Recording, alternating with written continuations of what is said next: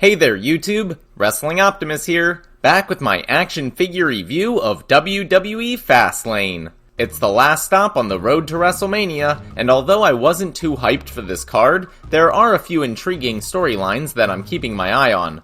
Plus, my Pickle Championship is on the line, so I kind of have to care.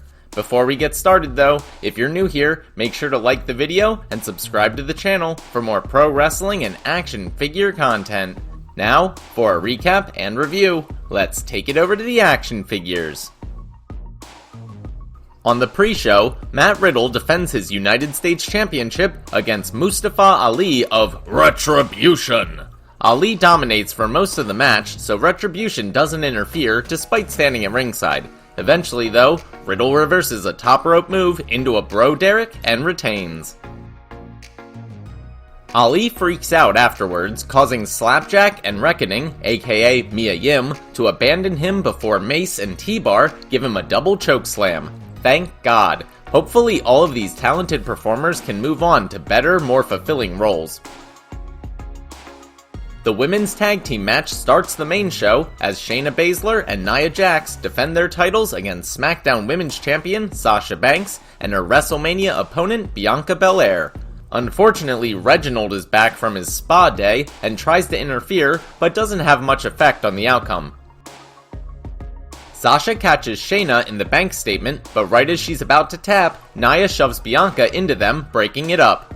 Sasha gets pissed and calls Bianca a rookie. During the argument, Shayna rolls up Banks for the 1-2-3.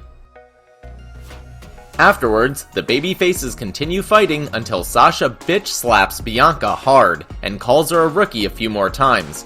Damn, I think I felt that one. The other men's mid-card title match is next as Big E defends his Intercontinental Championship against Apollo Crews. Leaning into his newly rediscovered Nigerian roots, Apollo comes out carrying a spear. I'm still not sure how I feel about WWE seemingly using Apollo's legitimate heritage in order to exploit African stereotypes. Then again, I've never had an issue when they do it with Roman Reigns and the Samoan culture, so maybe I'm the problem.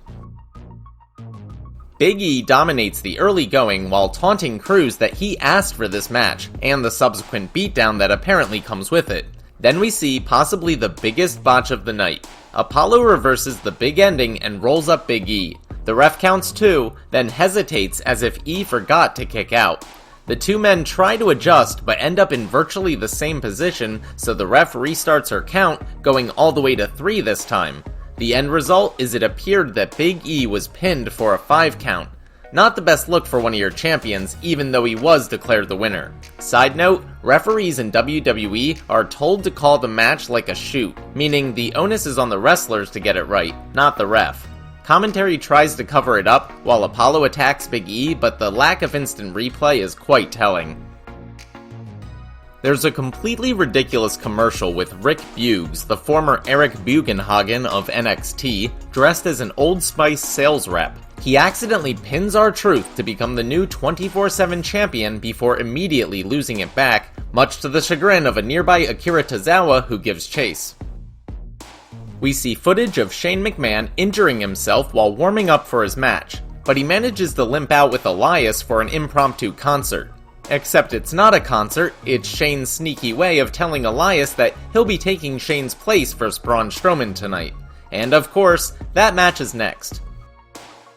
The Monster Among Men takes out all his frustration on the former Drifter before we get to see possibly the worst Strowman Express ever. Inevitably, Braun pins Elias and causes my first wrong pick of the night. As I said in my predictions video, there's been zero build for Seth Rollins vs Shinsuke Nakamura. In fact, Seth spent most of this match complaining about what Shinsuke's former tag team partner Cesaro did to him a few weeks ago. They each get in their signature moves, but in the end, Seth is victorious. I'm still not sure what this did for either man though. Drew McIntyre comes out wearing Braveheart-style war paint, but it looks more like he put sidewalk chalk on his face. I quickly realized this no-holds-barred match was really a no-DQ Falls Count Anywhere match. So of course, the weapons come out early and often as these two behemoths beat the holy hell out of each other. I'll admit, I do like when they fight into the stands of the Thunderdome because I just find this technical marvel fascinating. My appreciation was ruined, however, when McIntyre threw Sheamus through a set of LED screens, which caused a bigger explosion than AEW gave us recently. After going through the commentary desk, Drew manages to hit a Future Shock DDT onto a piece of that very desk before nailing a Claymore kick for the victory. Randy Orton comes out and immediately starts puking up black liquid because yes, that's been the entire basis for this weeks-long feud. The music that accompanies Alexa to the ring is an eerie, distorted mix of her old theme and the Firefly Funhouse theme. Throughout the match, Alexa demonstrates various supernatural powers. First, when she raises her hands, the arena lights turn pink. Then, when Randy tries to attack her, a wall of flame shoots up between them. Later, when Randy thinks he has her cornered on the outside, she simply looks up and a piece of the light rigging falls down, almost hitting Orton. Alexa continues taunting Randy until he gets back in the ring, where she blows him a kiss that turns into a fireball. While Randy stands there utterly confused by all of this, suddenly a hand reaches up through a smoking hole in the mat and grabs Randy's leg. He jumps away just in time to avoid more flames as the Fiend, complete with a brand new mask that looks like a burn victim, slowly rises. Alexa shoves Orton into the Fiend, who hits him with a Sister Abigail. Bliss gleefully covers the Viper and I guess scores the victory in a surprisingly entertaining match. Granted, it's probably because I'm a huge simp for Alexa, but I really enjoyed that. It was a creative way of reintroducing the Fiend while playing off his fiery demise. And, as I said on Twitter, I have a theory that it was actually Bo Dallas under that new mask. He'll take up the mantle of the Fiend for his real-life brother and silently stalk all of Bray's enemies like a serial killer. There's a regular referee for the main event, meaning Edge is basically serving as a bystander with some authority if shit goes down. The story of this match, other than the Universal title being on the line, is that Roman has never been tapped out, whereas Daniel Bryan has promised to be the first person to make him. True to his promise, Bryan eventually sinks in the yes lock and screams, "Why won't you submit?" When he goes for a running knee, he accidentally hits the referee instead. While the ref is down, Roman hits a spear, so Edge jumps into action and makes the 2 count, but Bryan kicks out.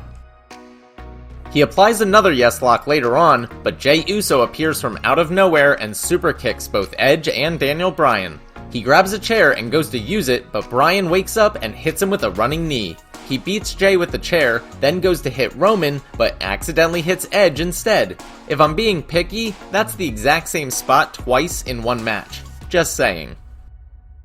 Bryan catches Roman in the yes lock yet again, and even gets a visual submission, but there's no official to call it.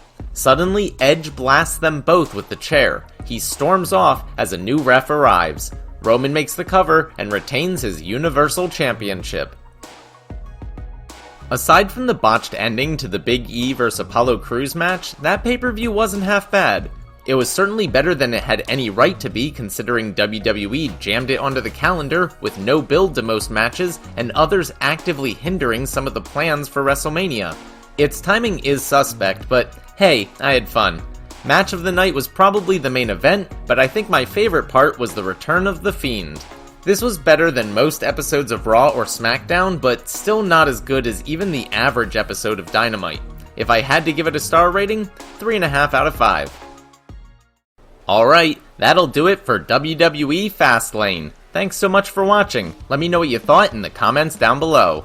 I'll be back on Thursday with my action figure review of Dynamite, so definitely check back then. If you enjoyed this video, make sure to do all that normal YouTube stuff. Smash the like button, share with any wrestling or action figure fans you may know, subscribe to the channel, and spread the word. You can also talk to me over on Twitter at WrestlingOptimus, or see all my best figure photography over on Instagram at WrestlingOptimus. If you haven't seen my latest Dynamite review, where I dress up as a leprechaun, you can check that out right here. But until next time, I've been Wrestling Optimus, and I'll catch you later.